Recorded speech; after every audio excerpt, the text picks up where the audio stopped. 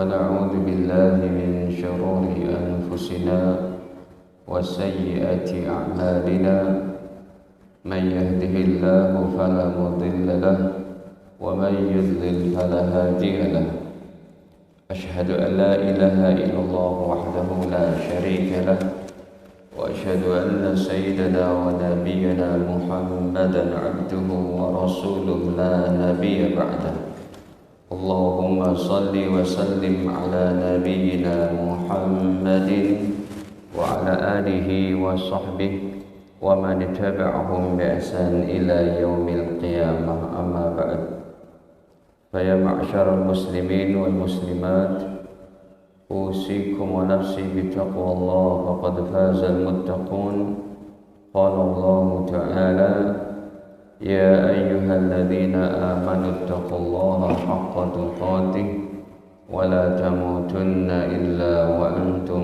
مسلمون. Alhamdulillah, para hadirin kaum muslimin wal hadirat kaum muslimat, para jamaah yang dirahmati Allah.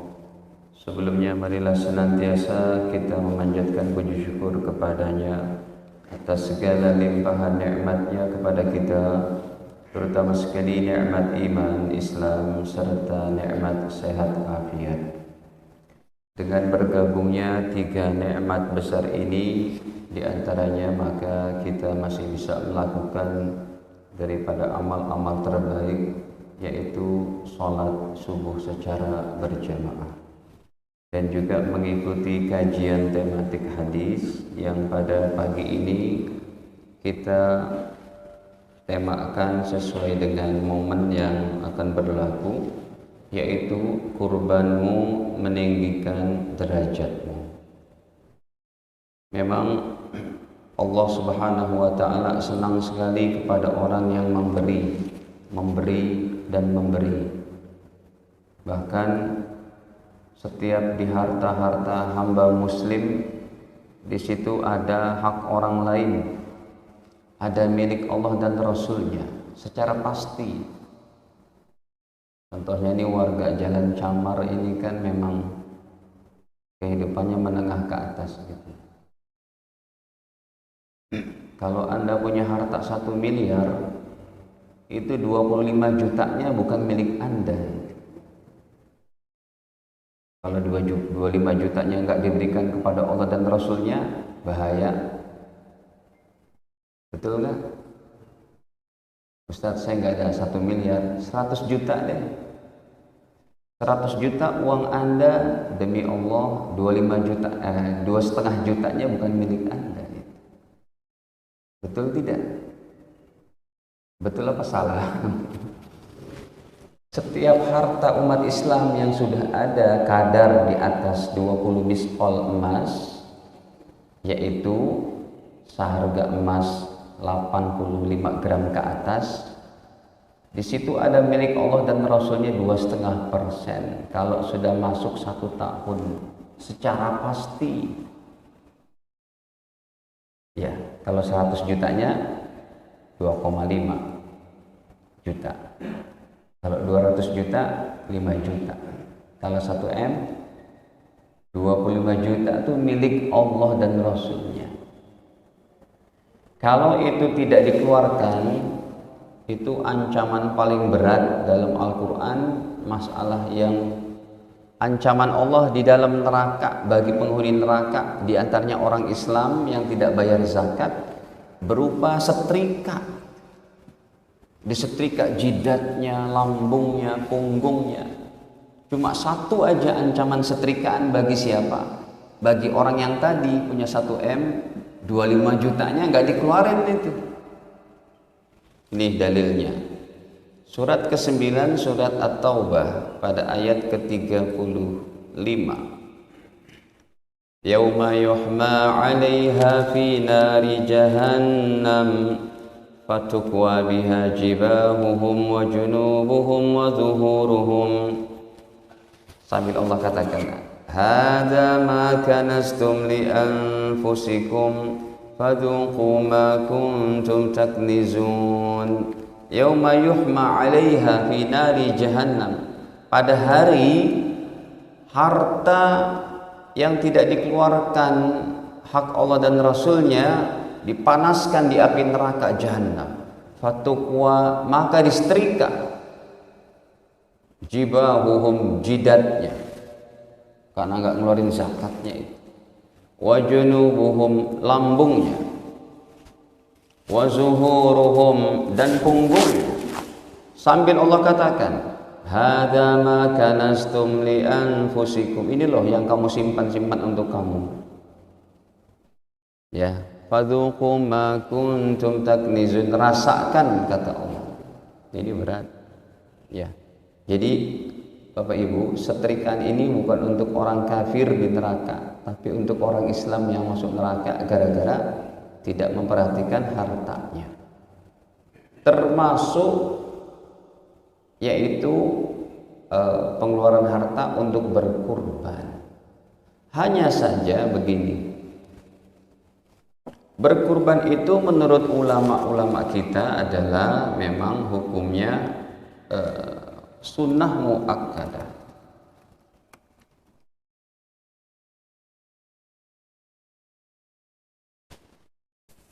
Hukumnya sunnah muakkadah. Dan saya memang belum dapati kayak ancaman yang tadi itu. Yang enggak kurban masuk neraka, disetrika, enggak ada memang, karena itu hukumnya untuk bagi yang wajib tidak melaksanakan. Dan saya juga belum dapati dalam ancaman yang tidak berkurban padahal mampu. Ya, ada ancaman laknat dari Allah, dibenci oleh Allah, memang saya belum dapati itu. Karena dari situlah ulama kita berkata hukumnya sunnah muakkadah. Ini pun bagi yang mampu. Baik. Kategori mampu itu kalau dipahami secara mudahnya itu ya ada rumah plus mobil itu sudah mampu deh. Sekalipun mobilnya Avanza gitu, bukan BMW seri 7 ya Pak, itu aja deh ya, punya Avanza, mobil udah ada, itu mampu kategori. Kalau dia tidak keluarkan, memang tidak ada ancaman dari Nabi masuk neraka, tidak ada. Yang ada apa? Nabi katakan, kalau kamu mampu tidak berkurban, kamu tidak usah ikut syiar Islam, datang ke tempat sholat id para umat Islam. Ya udah, saya nggak boleh sholat di At-Taqwa, saya sholat di situ tuh, masjid Jami gitu. Masjid Jami juga nggak boleh. Baik, ini dalilnya nomor 3000. Ya. Riwayat Imam Ibnu Majah saya bawakan di sini 3242. Jadi ancamannya dari Nabi setakat ini saja itu. Kata baginda, man kana lahu sa'atun, siapa yang memiliki keleluasan rezeki, walam yudahi, tapi tidak berkurban, kata baginda, fala yaqrabanna musallana, kamu nggak usah deketin tuh orang kayak gitu, tidak usah mendekati tempat musalla, tempat sholat id umat Islam, nggak usah gabung dengan syiar umat Islam yang lain, dah kamu di rumah aja. Diancamnya setakat begitu. Baik, hadirin, berkurban ini dimulai syariatnya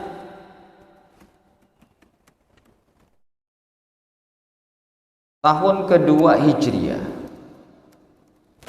di Madinah. Jadi selama baginda Nabi berada di Mekah 13 tahunan dan 1 tahun di Madinah, itu belum ada syariat berkurban. Ya, nanti tahun kedua baru deh disyariatkan berkurban. Ya, dan ini memang banyak sekali keutamaannya ya. Sangat-sangat hebat itu. Memang Allah Subhanahu wa taala menginginkan umat Islam jadi orang yang dermawan.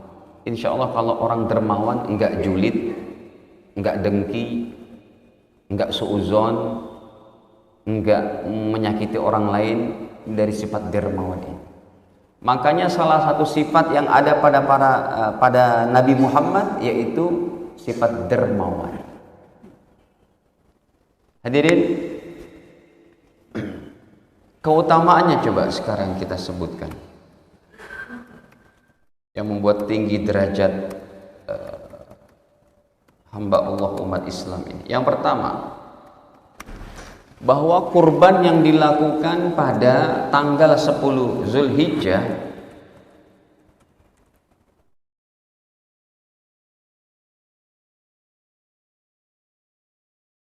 lebih afdal dari berjihad fi sabilillah.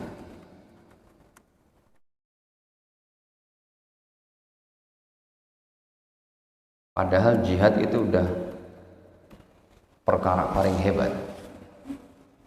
Dan saya ingatkan kepada Bapak Ibu, kalau berkurban seumpamanya tidak ada halangan syar'i, maka sembelihan kita jangan disembelih hari 11-nya, hari 12-nya, hari 13. Itu kurang afdol.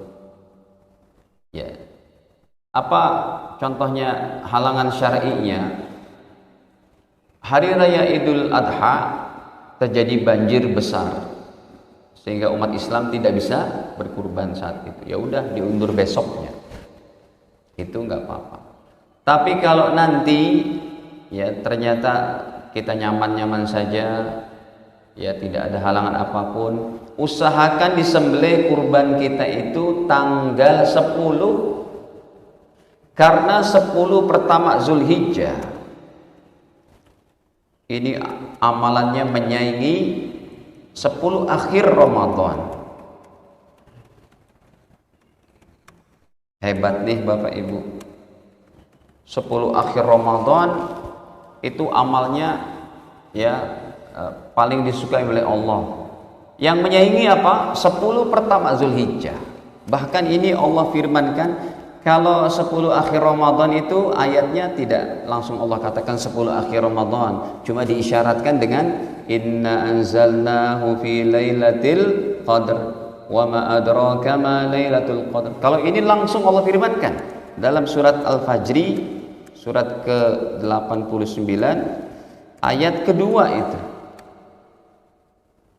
Ya, coba kita perlihatkan. Wal fajri wa layalin 'ashr wasyafi'i wal watr wal laili idza yasr hal fi dzalika qasamul lidhi hijr alam tara kaifa fa'ala rabbuka bi'ad. Wal fajri, demi waktu fajar, walayalin ashar, dan demi hari 10 pertama Zulhijjah. Allah bersumpah dengan kemuliaan amal soleh 10 pertama Zulhijjah. Mana hadisnya coba kita lihat. Dalam riwayat Imam Bukhari, kita buka yang nomor 969. Ya, Sahih Bukharinya belum 1000-an sih, masih 900 sekian. Kata Nabi bahwa mal amal fi ayyamil ashr afdal minal amal fi hadhihi. Tidak ada amal soleh yang lebih afdal melebihi amal soleh yang dikerjakan pada 10 pertama Zulhijjah. Qalu, para sahabat bertanya, walal jihad, sekalipun dengan berjihad ya Rasul. Kata Nabi, qal walal jihadu, ya, sekalipun dengan berjihad fi sabilillah, amal soleh 10 pertama Zulhijjah lebih hebat, lebih afdal. Illa rajulun kharaja yukhatir bi nafsihi wa malih, kecuali seseorangnya yang berangkat jihadnya dengan dirinya, dengan hartanya, falam yarji bidzalika min bisyai, falam yarji bisyai'in, sampai dia mati syahid, tidak kembali lagi kepada anak istri ke rumah kampung halamannya, kalau itu enggak ada yang ngalahin. Tapi kalau si mujahidnya masih pulang ke rumahnya, amal soleh 10 pertama Zulhijjah masih lebih hebat. Nah, ini saya tambahkan dulu sedikit Bapak Ibu, kalau bisa. Kalau bisa saya minum dulu ya Pak. Ini kayak cepat apa mengering ya.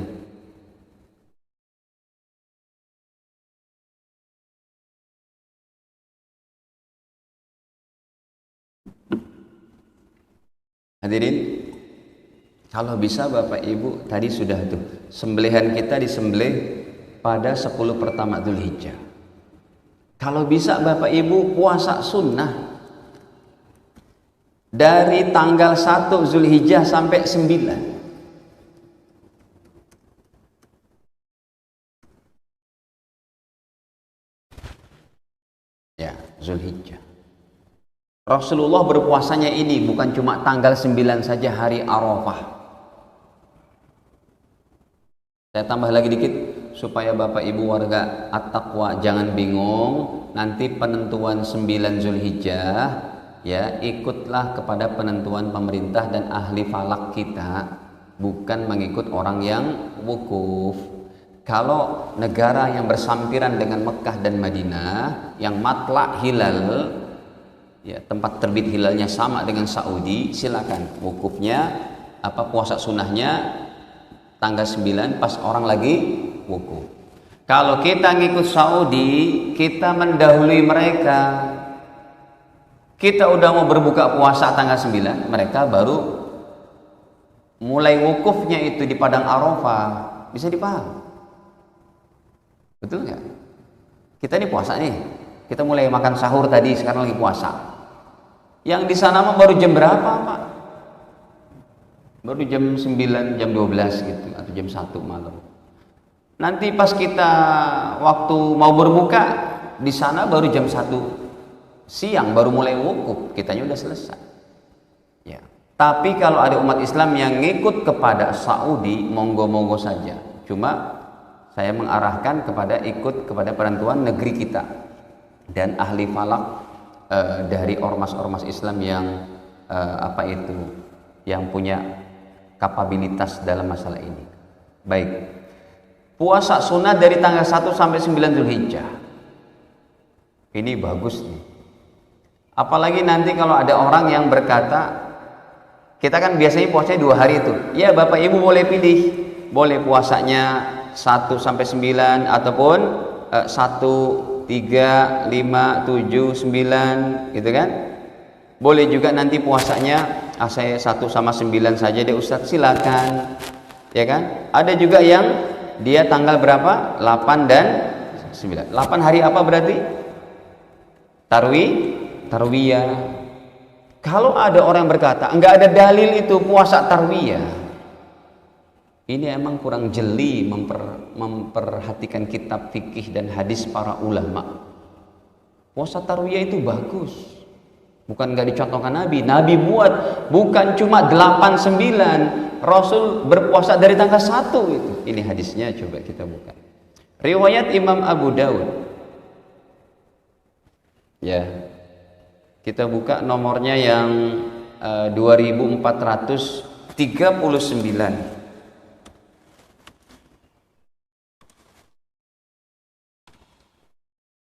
Nih, sudah ada itu. Kata Ibunda Aisyah dan istri-istri beliau yang lain bahwa karena Rasulullah sallallahu alaihi wasallam yasumu, adalah Rasul berpuasa tis'adil hijjah, 9 hari pertama Zulhijjah. Kenapa bukan 10 hari Ustadz? Kan tanggal 10-nya nggak boleh puasa. Tanggal 10 hari apa? Idul Adha. Jadi puasanya berapa? 9 hari. Kemudian kalau bisa Bapak Ibu, ya, 10 pertama Dzulhijjah juga mampu nggak kira-kira Bapak Ibu? Khatam Quran 30 juz. Kenapa saya tulis begitu? Karena begini. Berita-berita akhirat yang ada dalam Al-Quran hari ini baru berupa berita dan cerita. Ya. Wasari'u ila maghfiratin min rabbikum wa jannah. Carilah surga. Allah sebutkan dalam ayat yang lain, surga Firdaus, surga Aden, surga Naim, surga Darussalam, surga Jannatul Ma'wa, Jannatul Khuldi, surga Darul Muqamah, Muqamul Amin, surga sekian banyak, 8 surga yang Allah sebutkan. Di dalam surga ada sungai madu, ada sungai air arak yang tidak memabukkan, ada sungai air susu dan ada sungai air tawar. Di dalam surga Bapak Ibu sekali minum dari air susu dan madunya makin cantik, makin ganteng, tidak buang air, tidak berkeringat, mohon maaf, tidak beringus, tidak pernah sakit, senang dan senang selamanya. Itu berita akhirat, sekarang baru cerita. Tapi nanti gantian, kehidupan kita yang 60-70 tahun di akhirat berbalik menjadi cerita. Kita mau buat cerita baik atau cerita buruk di akhirat. Ketika kita bisa khatam Quran 10 hari yang tidak pernah dibuat sama umat Islam. Biasanya umat Islam itu khatam Quran pada Ramadan, itu pun sebulan sekali. Ini berarti lebih kenceng, Pak. 10 hari bukan 30 hari. Berarti sehari berapa juz? Nanti akan diumumkan oleh Allah, dibaca, diperiksa. Kata Allah, saya akan bacakan amal daripada umatku dari Masjid At-Taqwa, Jalan Camar, Bintaro, apa nih? Sektor berapa? Sektor 3, Tangsel, dibaca sama Allah. Dilihat, Masya Allah, 10 pertama Dzulhijjah, khatam Quran. Kata Allah, ini ustadznya siapa? Ya, ustadz dapat pahala jariah dari situ juga. Asal si ustadznya mengamalkan, jangan cuma ngomong doang. Baik, sudah ini, saya nggak berlama-lama dalam ini, kita tambah lagi. Jadi yang pertama, kurban pada tanggal 10 Dzulhijjah lebih afdal dari jihad fisabilillah. Usahakan itu, kecuali udzur syar'i, kayak tadi ada banjir ataupun sholat Jumat. Sebab dalam mazhab Imam Syafi'i kita, kalau hari raya Idul Adha hanya hari Jumat, kita tetap wajib sholat Jumat, tetap wajib. Ya, kan susah tuh berkurban. Ya, habis kita sholat Idul Adha selesai jam 8, istirahat sebentar saja, udah mau persiapan lagi untuk apa? Jumatan. Habis Jumat udah jam 1 siang, maka menyembelih saat itu udah nggak efektif. Ya udah besoknya. Tapi kalau tidak ada halangan apa-apa, kayak tahun ini insya Allah hari Kamis, maka sembelihlah tanggal. Baik. Yang kedua, keutamaan berkurban yang kedua, hadirin, yang meninggikan derajat kita, bahwa ya,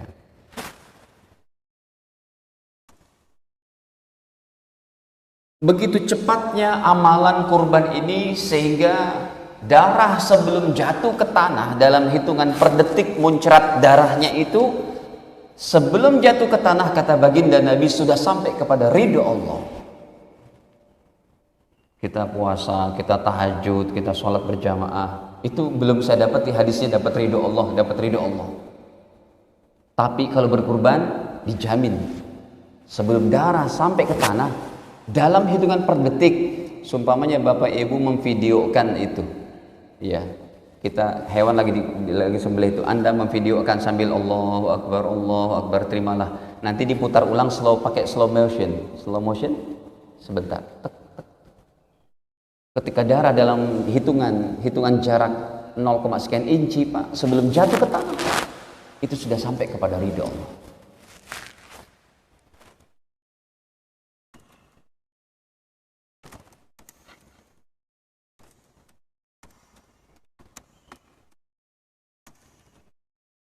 Ini dalilnya. Kita buka hadisnya, masih riwayat kali ini riwayat Imam Tirmidzi. Ya, nomornya 1572.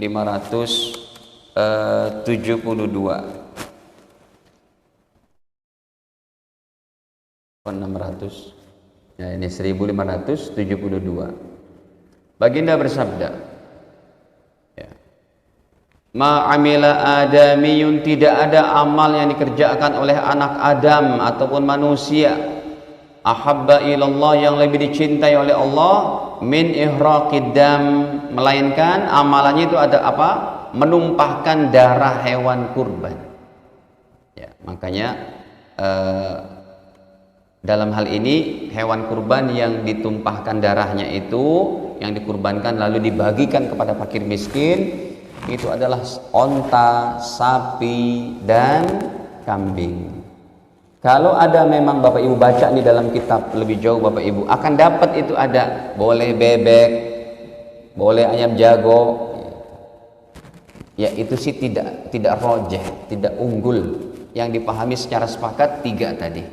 Sapi, onta, kambing. Kecuali kalau Bapak Ibu emang betul-betul nggak ada duit lah. Ya, lalu di rumah pelihara ayam jago 5 ekor. Ya udah, diam-diam lakukan itu di belakang rumah. Bismillahirrahmanirrahim. Tidak juga bisa dikonversi. Di Bekasi, Pak, ada Pak Haji punya ternak, ya, 1000 ekor bebek. Pak Ustadz, saya mau menyembelih korban ini, korbannya apa aja? Bebek. Kan sama aja Pak Ustadz, bebek harganya 200.000, cukup saya ambil 15 ekor harga 3 juta itu. Bismillah, Allahu Akbar, malah bebek ini, Allah. Itu tidak sah menurut pendapat yang mu'tamad. Jadi kalau yang seperti itu bebeknya dijual dulu, 15 ekor dapat 3 juta, beli kambing.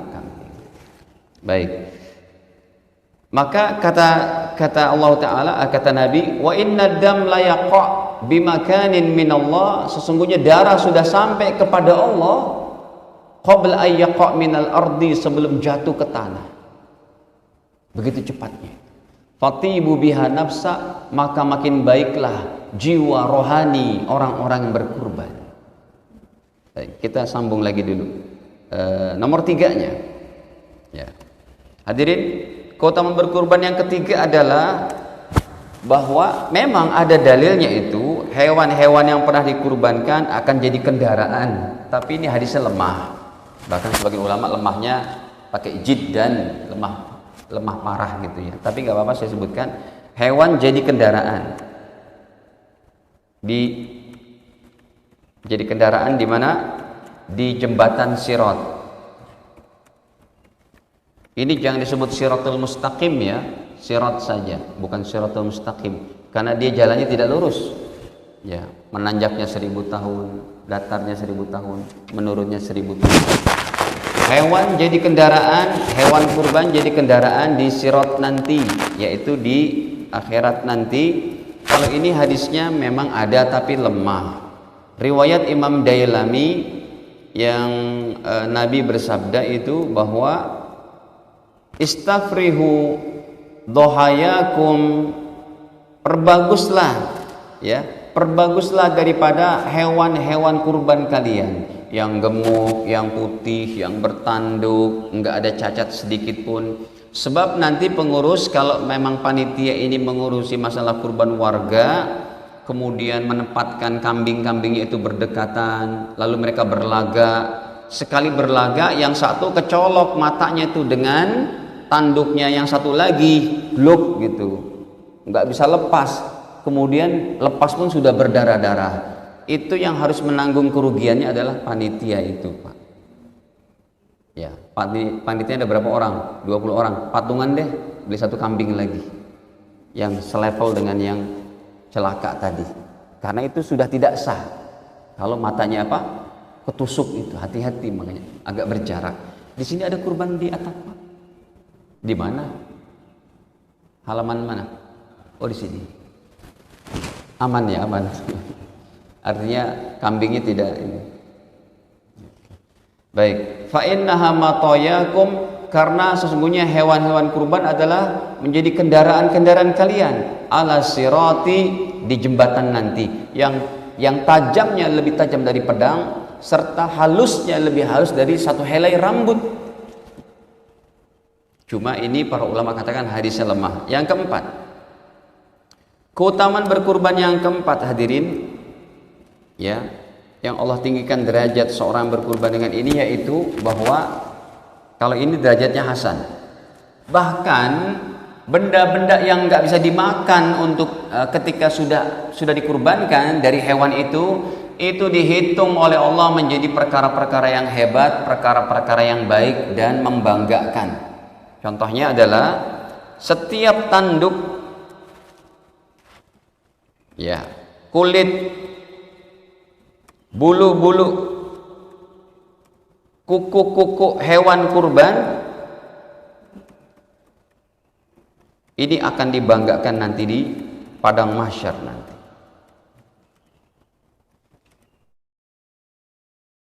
Coba kita buka lagi hadisnya.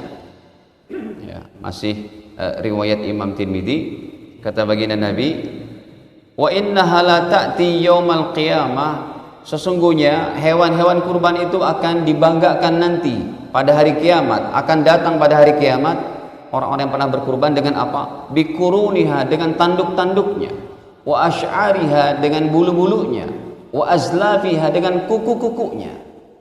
Itulah bedanya sedekah kambing di bulan selain Zulhijjah tanggal 10 sama sedekah kambing di bulan Zulhijjah tanggal 10. Apa bedanya Ustadz sedekah kambing di luar hari raya kurban dengan di hari raya kurban?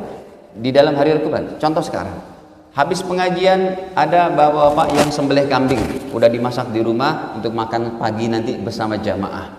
Ustadz, saya syukuran ini anak saya dapat nilai cum laude, contohnya gitu.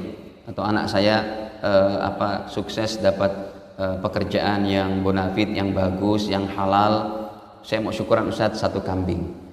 Apa bedanya dengan satu kambing nanti pada hari raya kurban?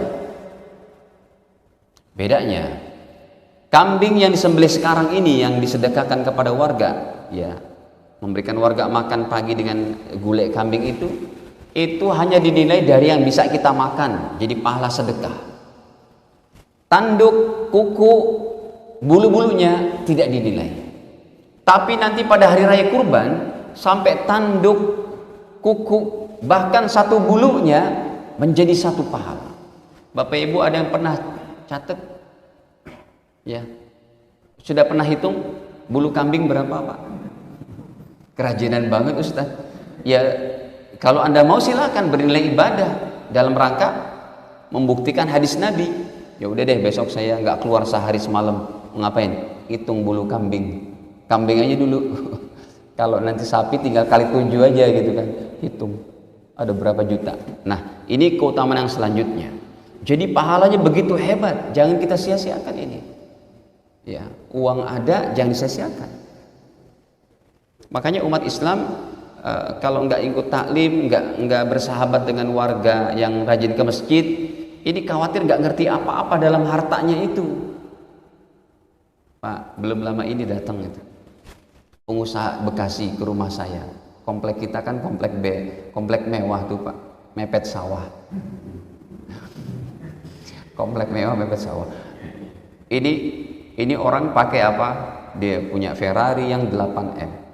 Terus Porsche-nya yang apa tuh mereknya, Cayenne yang 8M juga. Kemudian Lamborghini Aventador. Terus dia pakai Mercy ke rumah saya juga. Mercy-nya itu yang E300 terbaru. Nah, yang Mercy-nya dia bilang gini, Ustadz, ini Mercy-nya saya jualnya untuk Ustadz 800 juta. Betul Ustadz, ini murah ini. Saya bilang, Pak, 800 juta ya duit saya bilang. Ya, tapi dijual emang sangat miring. Maksud saya begini.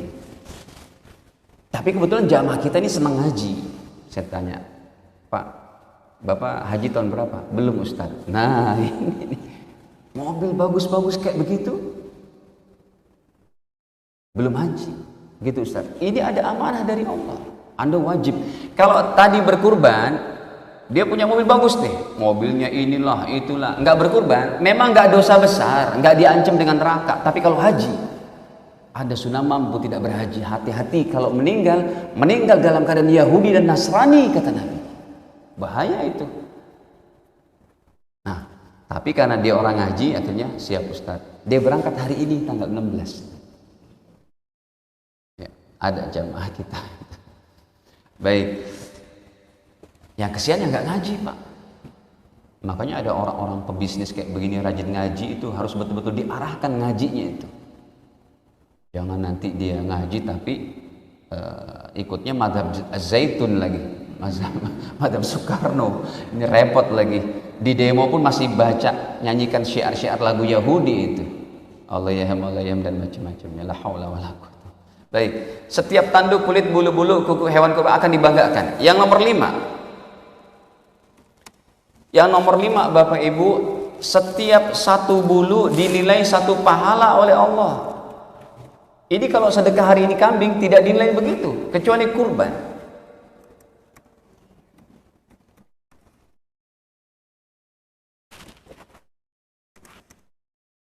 Ini hadisnya. Riwayatnya Imam Ibnu Majah. Ya, kita buka yang nomornya masih 3000 juga ya. Ini memang hadisnya ya, terlalu banyak. 3247 Nabi bersabda, bikulli sya'ratin hasanah, setiap satu bulu hasanatun dinilai oleh Allah satu pahala. Oke lah, hitung aja bulu yang di kepala deh. Orang kan ada tuh yang suka makan kepala kambing tuh. Contohnya yang di YouTube banyak mukbang kepala kambing gitu ya. Itu kan dikerokin dulu, dibakar dulu gitu ya. Ada caranya seperti apa, mereka jadi halus, baru direbus, baru di sop atau diapain gitu.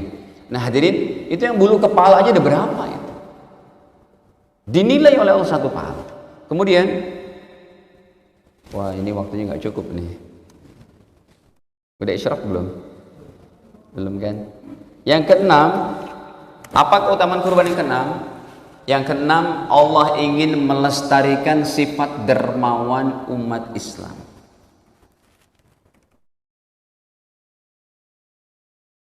Carilah Bapak Ibu miracle of giving. Beri dan memberi, beri dan memberi. Kalau Anda tidak memberi, nggak usah marah-marah. Minta terus loh, nggak usah gitu. Katakan mohon maaf ya, saya lagi ada perlu yang lain. Tapi kalau kita bisa beri. Sebenarnya ada keponakan Anda, ada sepupu, om, saya perlu ini lagi dong. Beri saja. Kalau nggak memberi, mohon maaf ya dek, saya lagi ada keperluan. Jangan bilang pakai yang kata-kata lain. Ya. Kita banyak Pak, banyak sekali itu untuk menarik khazanah, tempat penyimpanan gudang kekayaan Allah dengan cara setiap pertigaan Pak Ogah itu ada. Setiap pertigaan ada Pak Ogah itu. Beri aja udah 1.000, 2.000, beri sudah. Ya, melestarikan sifat dermawan. Hakikat dermawan kalau udah masuk ke dalam diri seorang ini, masya Allah, akan nggak ada sifat julid, suuzon, dengki, iri dan macam-macam. Ya, melestarikan ini. Karena yang diminta oleh Allah memahami esensinya itu bukan cuma kita mau bersedekah setahun sekali, setiap hari. Makanya diambil filosofisnya itu. Yang ketujuh, bicara filosofis. Yang ketujuh hadirin, empati kepada fakir miskin yang jarang makan apa? Daging.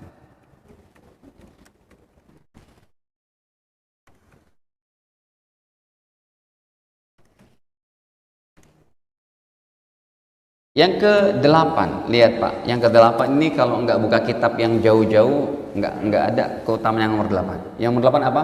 Mempererat persatuan sesama warga NKRI tercinta. Dalam kurung, dalam fatwa sebagian ulama kita, daging kurban sunnah masih boleh kita beri kepada tetangga yang non muslim yang bertetangga baik sama kita. Mempererat persatuan selama anak bangsa.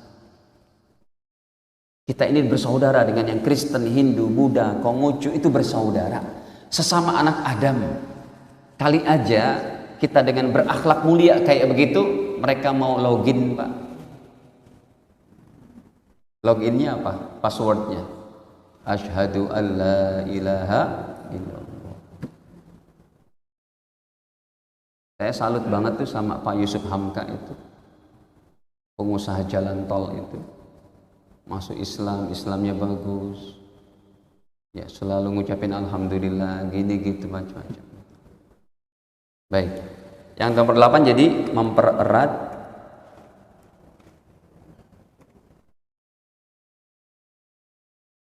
ya, mempererat persatuan sesama anak bangsa. Dalam hal ini ya, kita beri daging kurban sunnah, boleh itu. Kitabnya kalau mau dibuka panjangnya segini itu ada. Oke, kalau mau juga saya buka nih. Mau nggak? Nggak mau. Nih kata Imam Nawawi, wa muqtadal madhabi, dan yang menjadi keputusan madhab, annahu, dalam hal ini memberikan makan daging kurban kepada tetangga kita yang non muslim, bukan orang kafir harbi, bukan yang memusuhi ya, kayak si pendeta Ibrahim Saifuddin tuh. Saifuddin Ibrahim itu kan memusuhi itu ya, padahal dia jadi gelandangan itu di luar negerinya, memulung apa gitu ya. Nah kalau itu nggak boleh, tapi tetangga kita yang baik-baik sama kita ini kan, nah kata beliau, kata Imam Nawawi ini, ya juzu, boleh it'amuhum, memberi makan daging kurban kepada mereka, min dohiyatit tatawwu', dari hewan kurban yang sunnah, dunal wajibah, bukan hewan kurban yang wajib. Loh, ada Ustadz hewan kurban yang wajib? Ada. Apa? Yang pertama, yaitu hewan kurban yang Anda nazarkan. Ya Allah, kalau anak saya sembuh dari penyakit ini, ya Allah, dokter spesialis sudah pada angkat tangan, ya Allah, maka saya akan berkorban satu sapi, ya Allah. Anaknya sembuh. Padahal deteksi daripada alat-alat kedokteran sudah menyatakan ini adalah gagal. Ternyata sembuh, bisa bangun dan sehat. Wajib kurban satu sapinya itu. Dan ingat, ketika Anda berkurban yang wajib kayak begini, haram Anda memberi kepada non-muslim, haram panitia juga mengambil dagingnya. Panitia kan rata-rata mampu orang sini. Haram juga Anda memberikan secara rata dari daging sapi itu kepada warga yang mampu orang Islamnya. Daging kurban wajib semuanya hanya untuk fakir miskin. Yang kedua, daging kurban yang diniatkan untuk mayit itu pun tidak boleh dimakan oleh panitia, oleh orang-orang kaya di sini, dan juga tidak boleh diberikan kepada non-muslim. Semua untuk fakir miskin. Berilah ke panti yatim, pesantren yatim, ya, ke para duafa. Baik, itu sudah ada. Ini kitab Imam Nawawi nih, kitab paling keren, ya, punya Imam Nawawi. Baik, hadirin para jamaah dirahmati Allah, begini, masih ada kan waktu ya Pak ya. Kita masuk kepada ininya. Minimal berkurban itu, ya, minimal kurban adalah satu kambing satu jiwa, bukan satu kambing satu keluarga. Ustadz Adi Hidayat menjelaskan satu kambing satu keluarga. Dia kan bukan mazhab Imam Syafi'i. Beliau itu bukan mazhab Imam Syafi'i. Jadi fikihnya itu berbeda sama kita. Untuk fikih nggak usah ikut beliau, ikut Ustadz Abdus Somad. Ya nggak usah lah ikut Ustadz Faisal, tinggalin lah Ustadz Faisal. Kita bawa yang terkenal. Ikut Ustadz Idris Romli. Ya, ikut para habaib kita, Habib Lutfi, Habib Jindan, dan macam-macam. Untuk fikih. Kenapa? Saya dengar ceramah Ustadz Adi Hidayat, ini orang memang sangat pinter banget. Ya. Cuma dalam hal ini memang dia kan dari warga Muhammadiyah. Ya. Jadi beliau katakan satu kambing cukup satu keluarga. Bukan. Satu kambing satu jiwa. Satu kambing tidak bisa satu keluarga. Sampai sini dipahami dulu. Baik, saya tulis dulu. Satu kambing satu jiwa. Contoh begini. Ya Allah, terimalah kambing ini sekeluarga. Keluarganya itu ada 14 orang, tidak sah. Lihat, perhatikan kalimatnya. Ya Allah, terimalah kambing ini sekeluarga, dari sekeluarga, tidak sah. Tapi sebutkan dulu satu jiwanya. Ya Allah, terimalah kurban ini dari saya plus keluarga, itu sah. Oh, yang caranya begitu tuh namanya adalah satu kambing satu jiwa. Tapi yang satu jiwa ini plus keluarga, bapak ibu yang sudah meninggal pun boleh masuk, asal dari satu jiwa. Ya, satu jiwa berarti plus keluarga.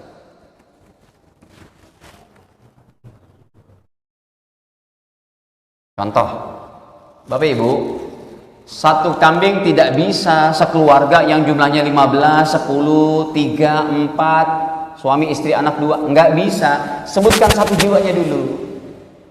Contoh, siswa SMA berapa Pak? SMA Bintaro deh, ada 40 orang, masing-masing patungan 100.000. Kata gurunya, Pak Ustadz ini kan baik Pak Ustadz untuk pembelajaran kurban. Betul Pak Guru, baik banget, pakai banget. Tapi nyembelihnya jangan, ya Allah, terimalah kurban ini dari 40 siswa. Bisa dipaham? Mana ada satu kambing patungan boleh 40 orang. Sebutin satu jiwa dulu. Caranya gimana? Jadi bukan ya Allah terima dari 40 siswa. Ya, ini gurunya belum ngaji nih hari Jumat subuh ketiga.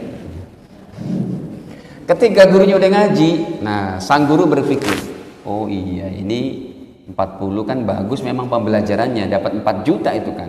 100.000 masing-masing 4 juta. Belikan kambing yang besar tuh 4 juta. Kata Pak Guru, ini harus dicari satu orang. Saya sih berkurban tiap tahun. Cari ini siapa ya? Oh iya, ini aja penjaga sekolah.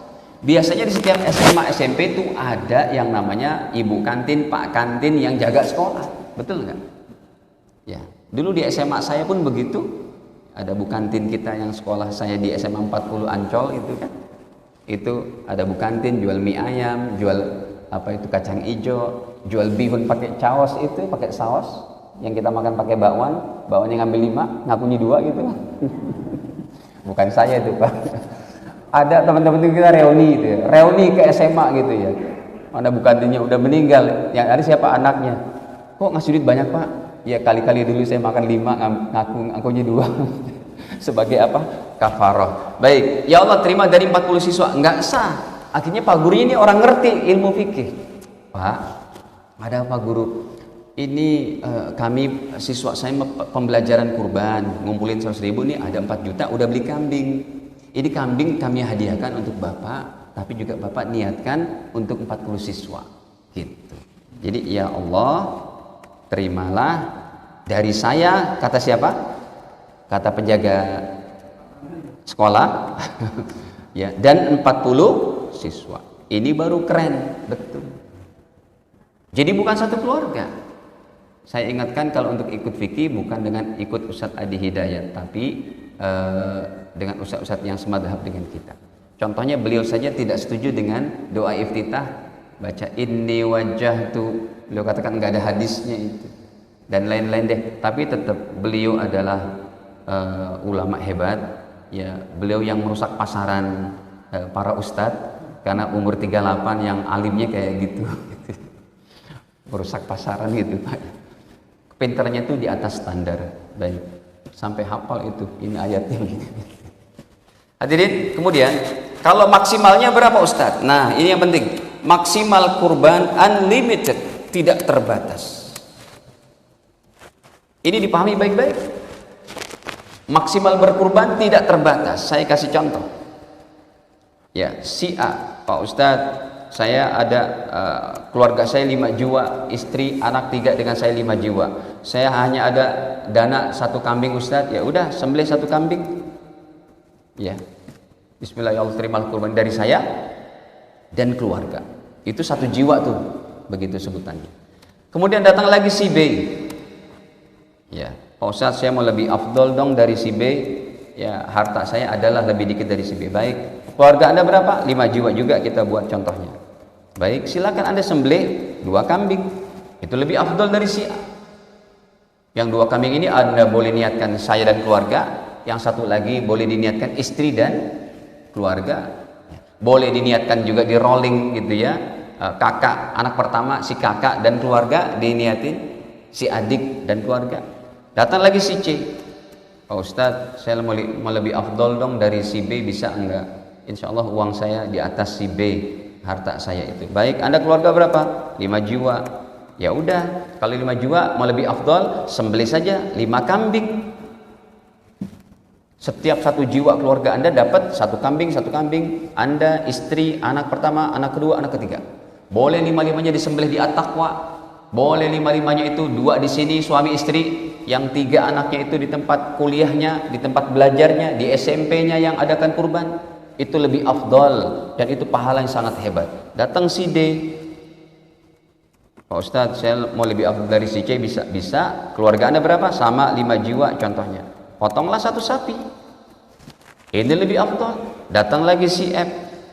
Pak Ustadz, saya mau lebih afdol daripada si D, bisa? Enggak bisa Pak. Belikanlah 5 sapi. Suami istri, suami kurban sapi, istri kurban sapi, anak pertama, kedua, ketiga semua sapi. Yang ini di Masjid At-Taqwa, yang istrinya dikirim ke Sumatera di kampung halamannya, yang anaknya di Brawijaya Malang karena masih kuliah di sana, yang anak nomor 2-nya di Unpad Pajajaran Bandung disembelih di sana, yang ini di SMA Bintaro, SMA berapa? Di SMA sini sembelih. Itu lebih afdol. Datang lagi si F. Ya, kalau si F, si G. Kalau si F ini uangnya MM-an, kalau si G ini uangnya TT-an. Pak Ustadz, saya nggak masalah, tapi saya mau lebih afdol pakai dalil. Siap, pakai dalil. Berapa jiwa? Ya kita contohkan yang sama 5 jiwa. Kalau saya bagaimana Ustadz? Kalau Anda silakan sembelih 100 sapi. Kenapa? Karena Nabi Shallallahu Alaihi Wasallam tahun 10 Hijriah beliau pernah berkurban dengan 100 onta. Jadi maksimalnya itu bebas. Makin banyak Anda berkurban, makin baik. Coba nih, kita berikan hadisnya. Saya ambil yang riwayat daripada Imam Ahmad, nomornya 2800, yang 2880. Ini Imam Ahmad, kita klik dulu. Ini kitabnya. Ini kan kitab hadis terpanjang, diantaranya jumlah hadisnya 37.670 sekian. Kita buka dulu ininya, apanya itu, yang nomor 2880. Nih, kata Abdullah bin Abbas, nahara Rasulullah. Ibnu Abbas berkata bahwa Rasulullah sallallahu alaihi wasallam nahara, Rasul berkurban fil haji, pada musim haji, ketika beliau berhaji. Bapak Ibu tahu tidak, Nabi Muhammad berhajinya tahun berapa? 10 Hijriah. Tahun 10 Hijriah beliau berhaji, pulang ke Madinah, tahun 11-nya meninggal dunia. Jadi 3 bulan dari pergi hajinya beliau pulang ke rahmatullah. Beliau menyembelih pada tahun 10 berapa onta? Mi'ata badanatin, 100 onta. Nahara biyadihi min hasittin, beliau sembelih dengan tangan sendiri 60 ekor. Sisanya 40 beliau perintahkan menantunya dan sahabat-sahabat. Lalu setiap onta diambil sedikit-sedikit.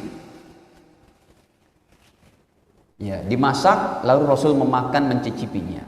Jadi kalau Bapak Ibu nanti berkurban, ambillah daging kurban Anda dan makanlah. Paling banyak sepertiga. Ya, lebih sedikit lebih baik. Ya udah, ambil saya sekepal aja Pak. Ini saja biar untuk fakir miskin, itu lebih baik. Tapi nanti siapa Pak yang dapat kupon? Kan di sini nggak ada fakir miskin, orang luar ya Pak. Orang luar ada dapat. Ya. Nah, para jamaah dirahmati Allah, jadi usahakan kita itu. Begini, Pak Ustadz, saya kalau makan daging kambing, ini daging sapi, pusing gitu ya. Sebenarnya enggak itu. Daging merah itu lebih baik daripada nasi. Justru umur-umur yang udah 50-an ke atas kalau banyak makan nasi itu lebih jahat nasi itu. Karena kandungan gulanya lebih tinggi. Ya, saya ini sudah 1 bulan 13 hari makannya daging kambing terus setiap hari tanpa pakai nasi, sayur, buah. Makanya saya agak kurus nih. Karena lagi pengobatan ginjal, batu empedu, liver, banyak penyakit ya.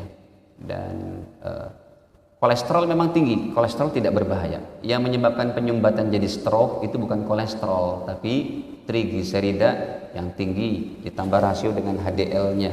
Jadi bukan kolesterol. Ya, hari ini kolesterol jadi kambing hitam, daging merah jadi kambing hitam.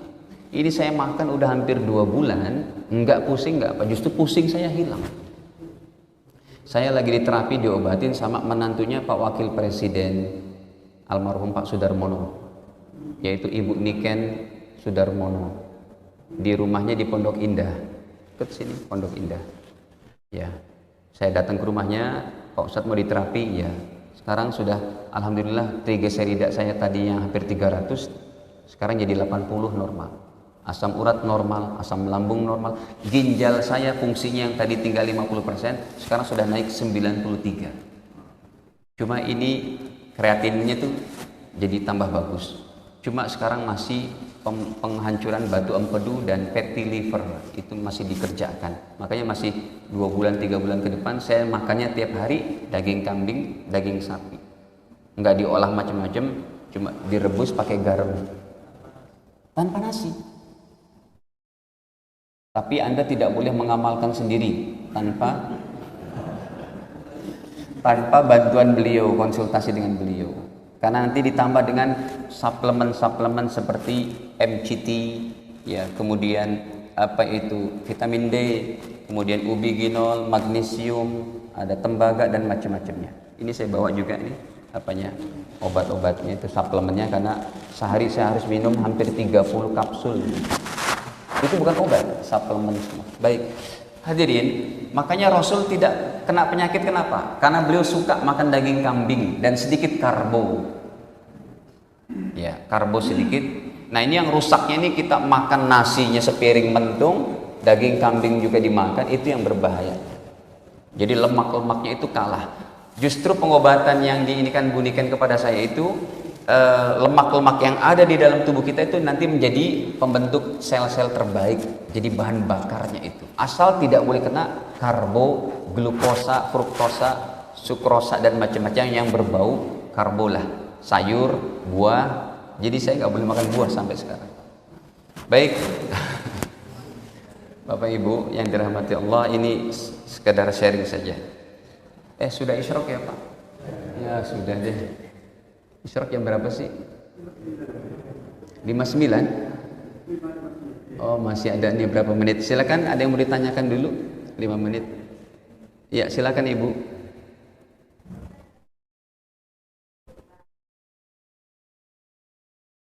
Oh iya betul, betul banget. Ini karena terlalu mepet waktunya. Ketika Bapak Ibu mau kurban, ini mau kurban hitungannya dia sudah punya kambing dan niat berkurban. Maka apabila sudah masuk 1 Dzulhijjah, orang yang berkurban ini yang udah ada kambingnya atau udah DP kemana? Ke peternakan sapi, mungkin dia mau dapat diskon atau harganya lebih murah, pergi ke Subang atau ke Kerawang gitu ya. Ya datang ke peternakannya udah DP tanggal 1 Dzulhijjah. Itu terbaiknya tidak cukur-cukur kumis, bulu ketiak, bulu kemaluan, apalagi kuku. Ini jangan dicukur-cukur, jangan dipotong-potong. Hadisnya riwayat Imam Muslim. Nomornya 5200 ya berapa? Ya kurang lebih lah 5000 sekian. Nih 5233. Nabi bersabda, "Idza dakhalal asyru", apabila 10 pertama Zulhijjah sudah masuk. Artinya 1 Dzulhijjah udah masuk. Wa indahu udhiyatun, dan Anda memiliki hewan kurban. Yuridu, yang ia meniatkan, ayyudhhiya, untuk dikurbankan. Kata Nabi, fala ya'khudanna sya'ra, maka kalau sudah beli hewan, sudah niat juga, jangan dia cukur-cukur rambutnya, wala yaqlimanna zufra, jangan potong-potong kuku. Ada sebagian kecil ulama mengatakan itu perintahnya untuk bulu-bulu kambing, bulu-bulu sapi sama kukunya jangan dipotong-potong. Tapi itu pendapat sebagian kecil. Mayoritas ulama adalah rambut dan kuku dan ini kita. Tujuannya apa? Karena ketika kita berkurban itu diampuni dosa, dirahmati oleh Allah. Allah menginginkan supaya sebelum kita diampuni dosa, jangan dipisahkan dulu dari tubuh kita. Nanti setelah disembelih, baru silakan rapi-rapi. Gitu ya Bu. Tapi yang berkurban atas namanya aja, kayak 1 kambing atas nama suami, ya Allah terimalah kurban ini dari saya dan keluarga. Itu keluarganya tidak ada larangan. Cukup untuk yang diniatkan atas namanya. Ada lagi? Ya Pak.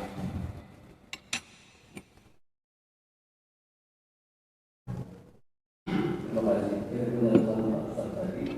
Hewan kurban yang terbaik, misalnya kambing, unta, yang terbaik untuk Onta, karena lebih besar.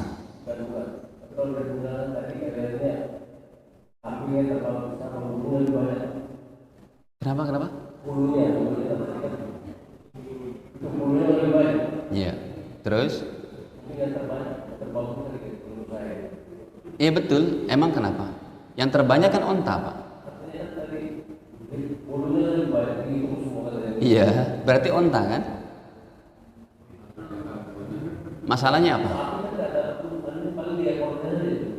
Sapi ada bulunya Pak, bulu halus-halusnya itu.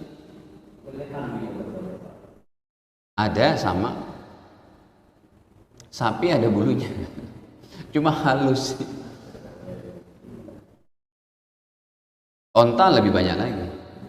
Ada lagi?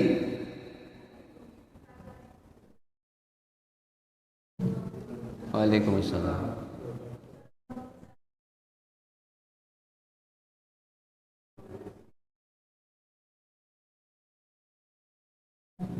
Kurban duafa misalnya, itu bagaimana Ustaz? Tetap sah.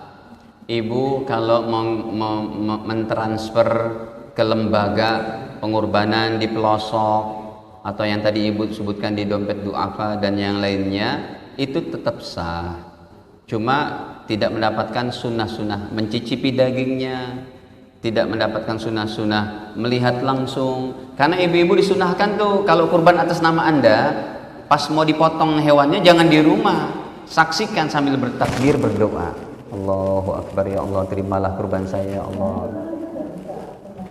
Makanya ibu tidak dapat yang bonus-bonusnya, tapi tetap sah. Tapi ibu, untuk kita mentransfer supaya berkurban di pelosok, ada nilai plus. Nilai plusnya apa? Ya, harta yang Anda berikan untuk mereka di pedalaman itu bisa dinikmati oleh mereka yang memang jarang sekali makan daging, itu diantaranya. Jadi ada plus minusnya, semuanya sah, semuanya baik. Asal si pihak penyelenggara itu harus mengerti fikihnya.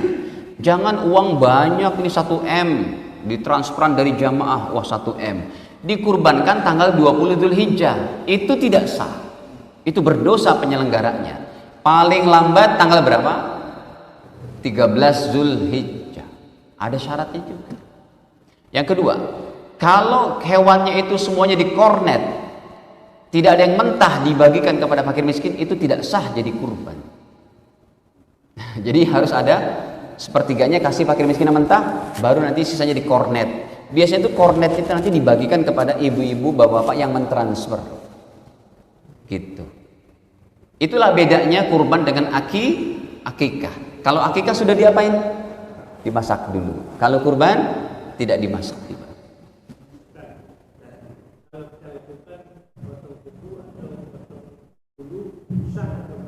Tetap sah, tapi kurang afdol. Tetap sah. Apa? Hukumnya kalau menurut ulama Saudi strict haram. Kalau menurut kita itu makruh. Tidak haram, makruh.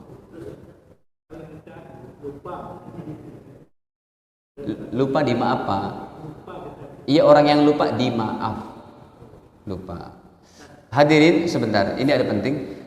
Panitia kami ingatkan jangan sekali-kali menjadikan kulit, kepala, kaki untuk jadi alat bayar pertama. Yang kedua, dijual. Itu jangan sama sekali. Haram hukumnya Anda menjual panitia atau pengurban. Jadi caranya gimana? Caranya kalau mau dijual juga, yang berakad adalah orang yang mustahik, mohon maaf, seperti merbot, seperti satpam. Ya, satpam itu mustahik. Nah, nanti kulit udah terkumpul nih di sini, 20 sapi, 50 kambing. Datang pengepul tuh ke komplek ini. Sini Pak, pengepul dari pabrik kulit. Nih dijual nih. Nanti panitia membimbing siapa? Si Pak satpamnya ini berakad jual beli. Nah, itu sah. Nanti uangnya kasih ke satpam juga dan kasih ke fakir miskin yang lain. Kalau yang menjualnya para panitia, ini dosa Anda. Tidak boleh dijual. Atau dijadikan alat bayar. Warga sini nggak bisa menjembelih dan kita mau terima jadi itu, sudah jadi potongan kecil. Maka ada satu tim dari kampung sana tuh. Kemudian mereka bapak nego, berapa Pak harganya? Ya udah kita 10 orang terima jadilah. Mereka bilang, ya uangnya 3 juta sama kulit, kepala, kaki untuk kami. Itu haram, tidak boleh. Jadi dibayarnya harus pakai duit. Enggak, kita enggak terima itu, pakai duit saja. Berapa? Apa Pak tadi?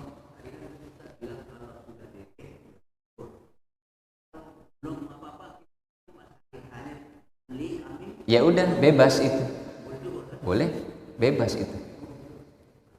Saya pun begitu. Saya biasanya belinya itu nanti tanggal 8 gitu. Jadi nggak cukur-cukur cuma 2 hari. Karena kalau 10 hari kadang ini kumis nggak enak untuk sholat Jumat panjang, kuku gitu, nggak biasa.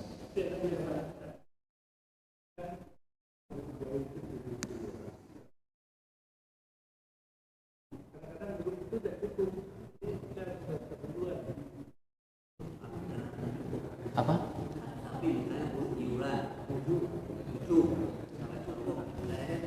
Satu sapi belum cukup atau udah cukup? Anggotanya baru 5, tapi dananya udah memenuhi dapat satu sapi, enggak apa-apa.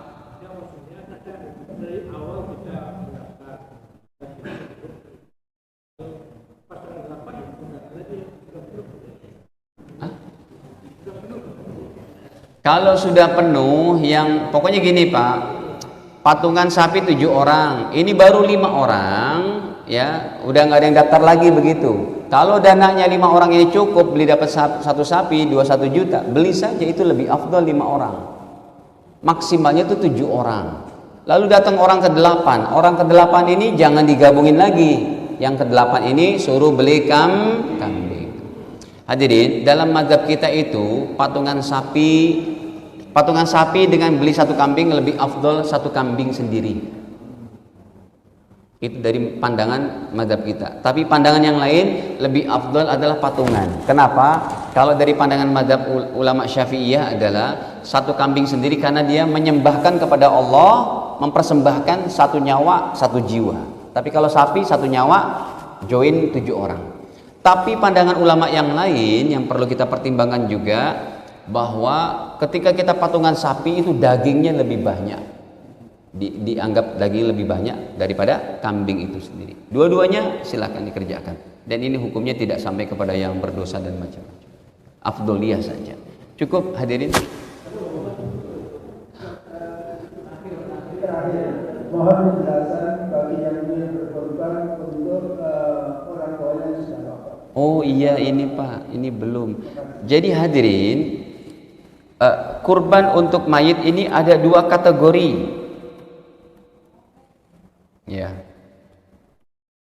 Kurban untuk mayit itu ada 2 kategori. Yang pertama, menyertakan pahala untuk mayit. Ya, hanya menyertakan pahala untuk mayit. Nah, kalau ini boleh beberapa mayit. Ya Allah, tapi diawali dengan orang yang hidup. Ya Allah, terima kurban ini dari saya. Ya, kemudian dan untuk siapa pahalanya? Untuk ibu almarhumah, bapak almarhumah, ibu mertua, bapak mertua, kakek nenek, boleh semuanya berapa mayit almarhum pun. Ini kategorinya berarti menyertakan pahala. Yang kedua adalah yaitu kurban untuk mayit utuh. Kalau ini adalah satu kambing, satu mayit, tidak boleh lebih. Berarti ini diniatkan dengan nama si mayit. Ya Allah, terimalah kurban ini dari almarhumah, dari almarhum. Begitu. Ya, kurban ini dari almarhum, dari mayit gitu saja. Nah, yang pertama tadi, kategori yang pertama menyertakan pahala, ini Anda boleh makan dagingnya.